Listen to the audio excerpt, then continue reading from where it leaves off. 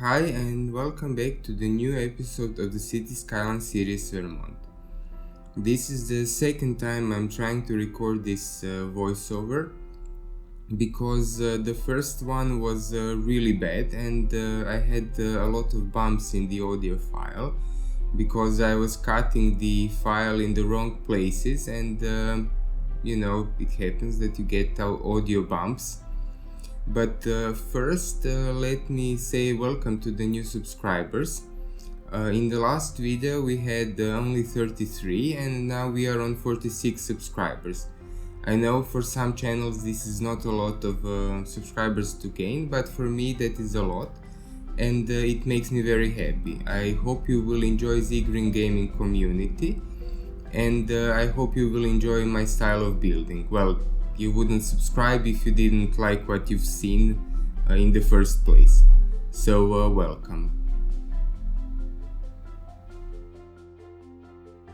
And today we are going back to the similar idea we had several episodes back. It is modernist and brutalist architecture. I'm continuing this part of the city where I wanted to have a more residential oriented part, and the first thing I started was plopping the buildings, and then later on of course as usual detailing trees and whatnot, but you will see this episode will turn mostly into PO work because I saw one Comrade Intense building he made in his previous city, Sovietgrad, that in the end I wanted to make something similar to that.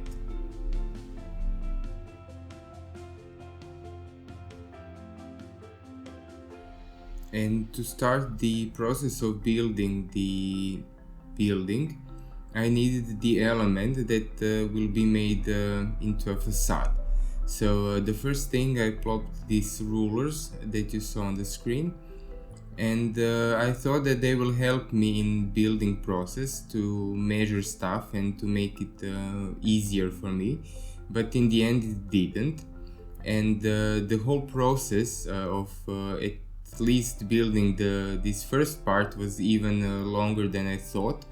And then I didn't record everything. I only took several screenshots from the same spot so that I could show you the phases of building this element that will be used later on in the facade.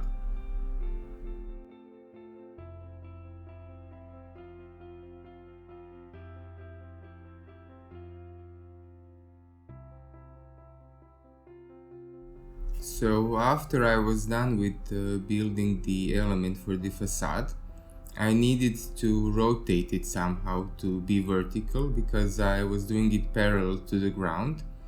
I needed to get it perpendicular actually. That's the correct word I was looking for. And the process of doing it is not that simple at first because you need to have another cube that you need to rotate in the position that you want. So the top face should be perpendicular to the ground, and then when you select all the pieces and you select the cube as the last one, all of these objects actually inherit the rotation from the cube, and then with the keyboard and mouse, when you copy paste the object, you basically get free movement, and then you can rotate it perpendicular to the ground. So here I continued building the base for the building, and I used the same technique with the cubes and different textures. It was quite a painful process in the end because it took more than 10 hours to build everything. And then in the end I was doing even more detailing stuff that took even more time.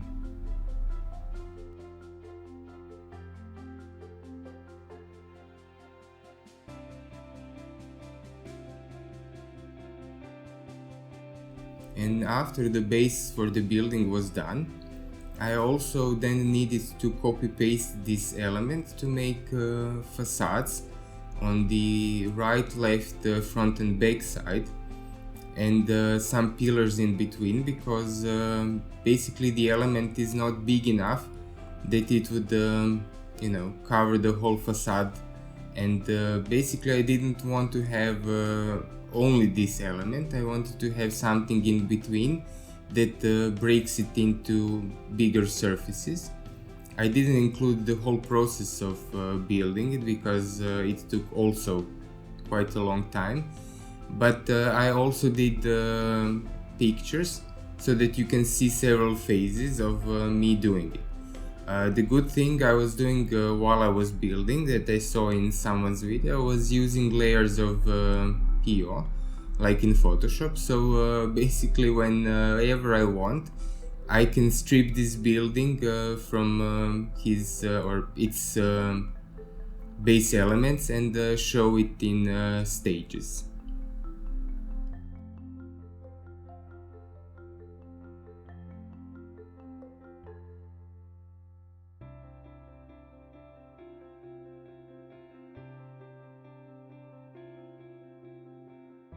And here, where I added the pictures of the process of facade building, I also included the picture of the real-life building that Comrade Intense was doing, that I took inspiration from.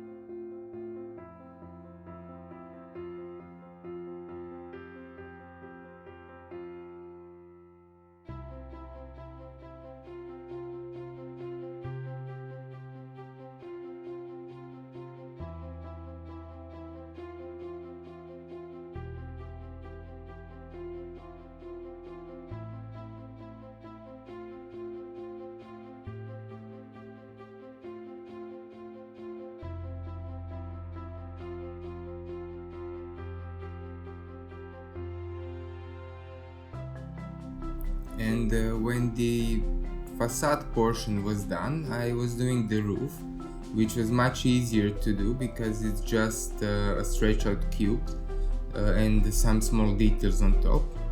Then I decided that the whole structure needs to be raised from the ground up, so that I can make a terrace around it. And here I use the same technique with the cubes and textures, and I decided that this tile texture will look interesting compared to the other textures I used on the building.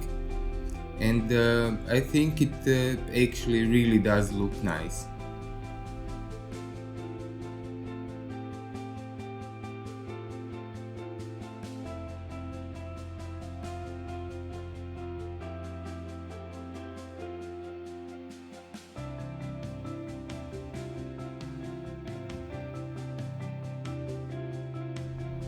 In the recording and editing process of this episode, I removed a lot of footage from this part because the video would take too long, and then I jumped to building this custom fountain for the museum area, where I also used cubes, water surfaces, and animated fountain elements.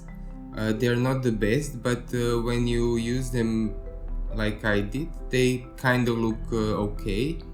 And I hope that someone makes more fountain elements, because they are very useful when you try to do custom fountains, because also there is not a lot of fountains out there in the workshop.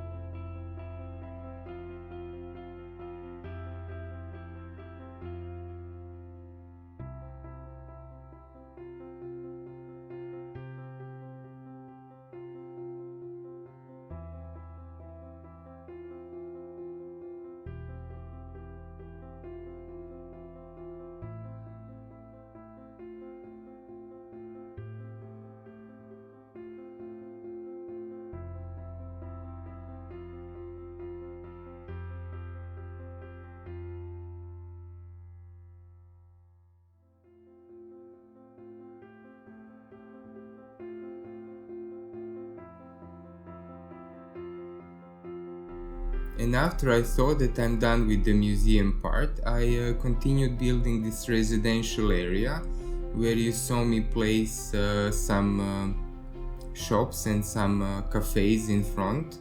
And while I was doing this, I was thinking what could I do next, and is there something more I can do with the museum area. And then I got the idea for this pride sculpture. I basically use the tetrapods that are usually in seawall defense for defending them from erosion, and then I changed the color with the color rectangle tool in the PO.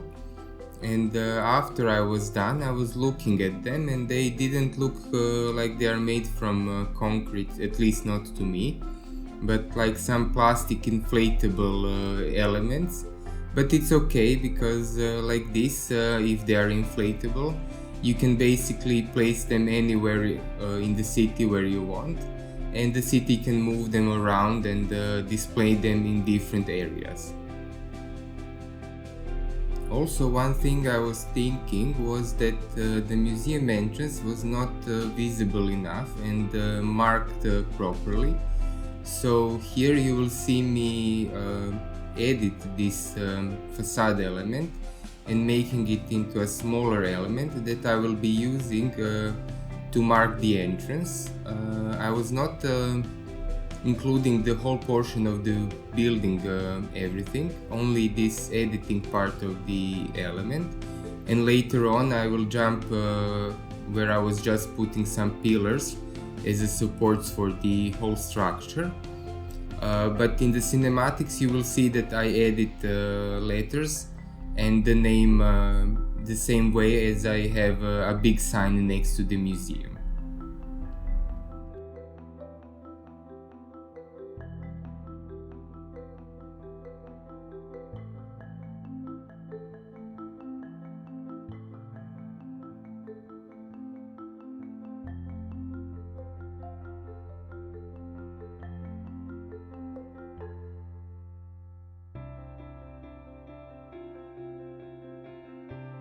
Here you will see me how I rotated the element perpendicular to the ground. I decided to leave this in the video so that you can see how it's done.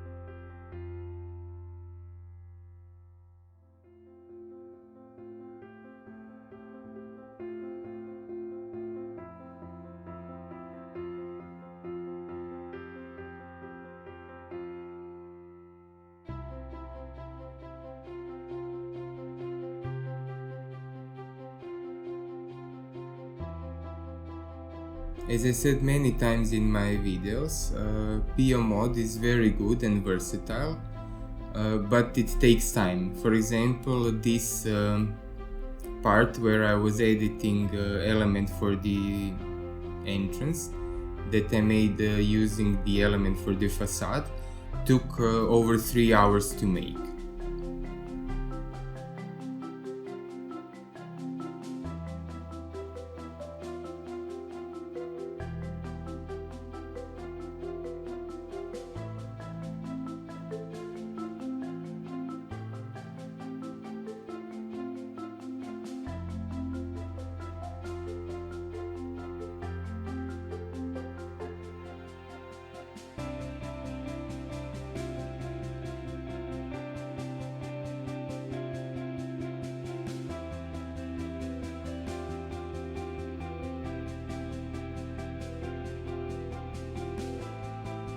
So as I said earlier, here is the part of the video where I was doing this entrance to the museum. I didn't include all of it, just this small portion, but as I said, also you will see more in the cinematics.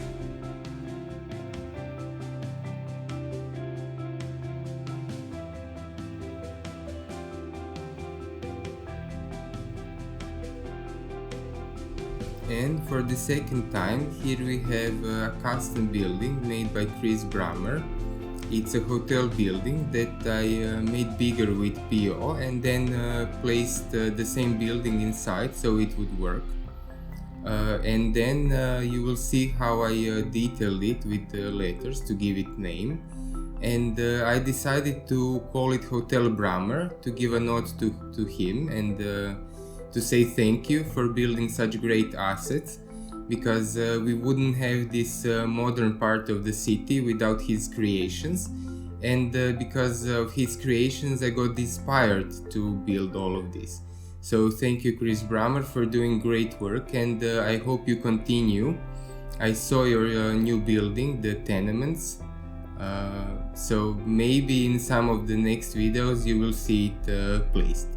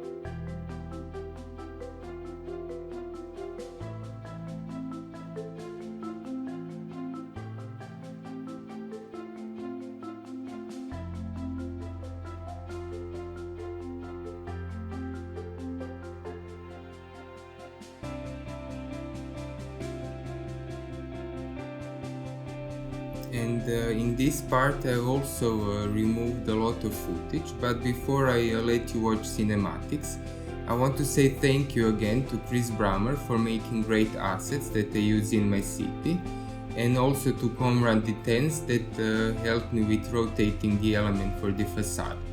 And of course also to my new subscribers and everyone. So thank you. I hope that you will like this new episode. And if you do, you can give it a like and leave a comment down below. Also, if you're not yet subscribed and you want to see more, you can always subscribe and ring a bell to get notified about my new videos. So thank you for watching, stay safe and have a nice day, bye!